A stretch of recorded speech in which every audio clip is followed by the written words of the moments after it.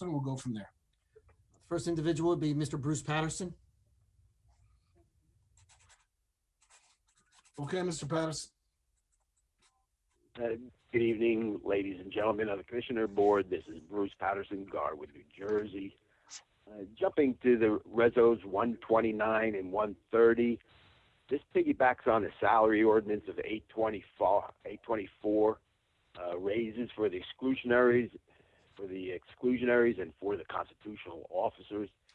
I'm just beside myself that there is so much pain out here, and you guys are just throwing tax money into your pockets left and right.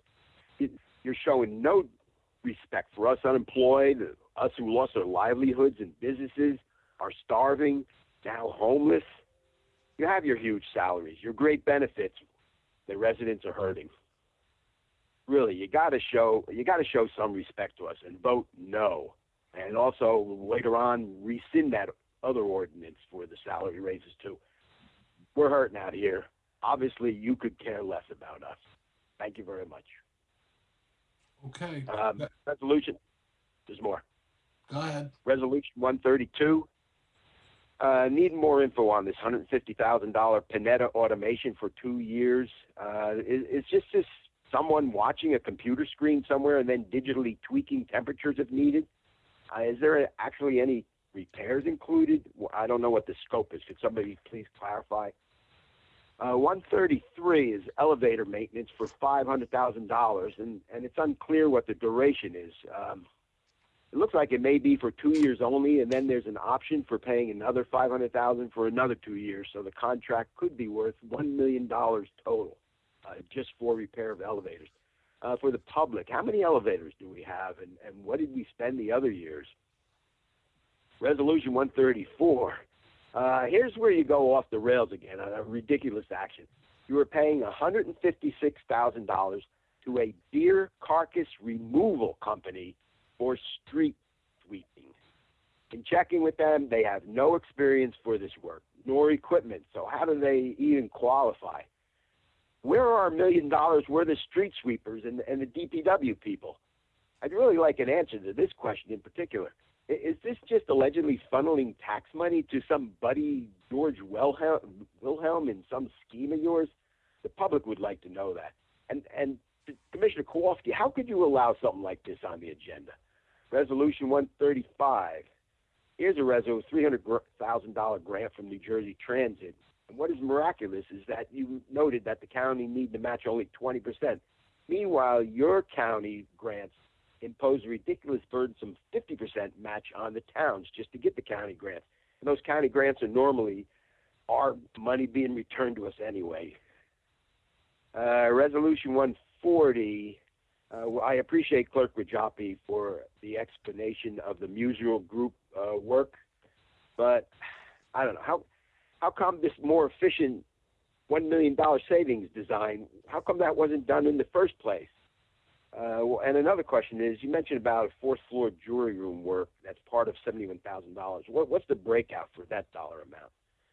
Resolution 141, something minor, increasing the original resolution by almost 70% to $43,000 for nothing of substance towards the upcoming elections. That needs really further explanation. Resolution 146. Cherry versus Union County lawsuit. I'd like, please explain to the public why the taxpayers are on the hook for $50,000. And I'm just wondering, will anybody in the county be punished for making us have to pay out this $50,000? What exactly was it about? And just some general comments. You know, we see Hudak now as the fiscal chair, and it could be another budget fiasco in the making since he has no real-world financial experience. Last time he gave us taxpayers the biggest raise in the history of the county, proven to be 20%. In addition, and this is hearsay from eyewitnesses, noted several commissioners in line getting vaccine ahead of those prioritized. You weren't eligible to do that. Do you have any comments on that? And I'll tell you, after these raises, remember, disrespect to the residents means you do not get respect in return. Thank you very much. All right, we'll work through these. I think on 129 and 130, which is comments, we'll move to 132, 133, 134, and Director Graziano, if you can address those, it would be great. Sure. Through you, Mr. Chairman. Connect Industrial, yeah, it is for monitoring of all of our boilers throughout the county, and it also does include repair of those computer monitoring systems if needed. We have multiple units throughout the county. Automated Logic handles all of our boilers throughout the county, and they can access it from from their site as well as us. We can access it as well. If there's an issue in the courtroom, if there's an issue in any of our buildings, we can adjust it on the fly from there. That's what 132 is for Panetta. 133. Bless you. Kone Elevator. We have 43 elevators in the county. This is for inspection, repair, and maintenance. We have state inspections that are due every year, every month. So this is an ongoing number. What we spent, I think there was a question in the past. What we spent in the past, our last contract, we spent $310,000 in repairs for and inspections for the last 2 years.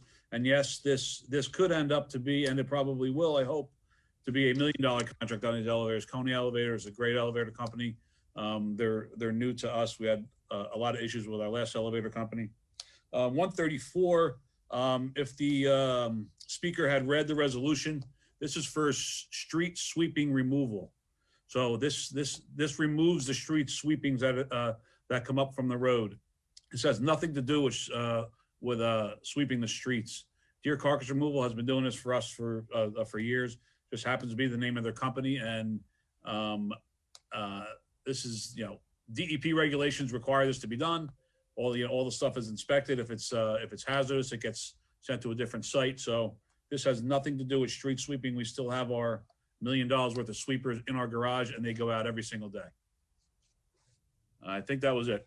Very good, Director. Thank you. Thank you, Chairman. Good. We'll move to Director Anderson on 135. She can just comment on that on a high level. Through you, Chair. The 20% match is based on what the federal guidelines, so that is why we do that 20% match. So we don't have control over what the government is requesting per application. Okay. Very good, Director. Thank you. Joanne, can you comment on a high level on 140 and 141, the resident's question? Yes, certainly. Through you, Mr. Chairman. The question was about the redesign and why didn't we save that money up front? Well, obviously, 3.5 years later, construction costs have grown significantly. That's one issue. The redesign we're doing, because as we want to cut down on the total costs, does not give us the flow that we wanted. We have to manage the money in terms of cutting down things. So to cut the cost of the project after 3.5 years, we're going to lose some things, but we're willing to do that. We were able to get the flow that we wanted originally, but it was less costly. So that's that. Secondly, the election room that we're looking at, the jury room, that is now in the courthouse a staging area for work that is being done constructing the new staircase in the courthouse, which was mandated. It was mandated by the court. We are using that space because we lost the space we used last year for the primary and general election. And as you recall, the governor mandated a vote by mail election, which meant that my staff had to collate over 340,000 ballots by hand. So we need a larger space to do that. We are losing the space we used last year. So we found this staging area. The cost, the very little cost, facilities is going to paint it, put in better lighting for us, clean it up. Mr. Musial, the Musial Group is going to design socially distant setup for us so we can have 40 people in this area to help collate. So his price is a minimum, probably less than $10,000 to do that work. The bulk of the $71,000 is for the mechanical and electrical redesign of our big renovation project. Okay. Joanne, thank you very much. You're welcome. The other comments, I just feel like I need to respond to one of them before we move on to the next caller. You know, Mr. Paterson's typically ill-informed and uneducated on several things, particularly as it relates to the background of the commissioners and their expertise and their competence. Commissioner Hudak is completely qualified and certainly has my full confidence leading the fiscal committee this year. To suggest otherwise is just ignorant and not understanding the role that he plays and the value that he brings to that committee. So I just wanted to say that. I couldn't let that comment pass without addressing it. Mr. Clerk, let's move to the next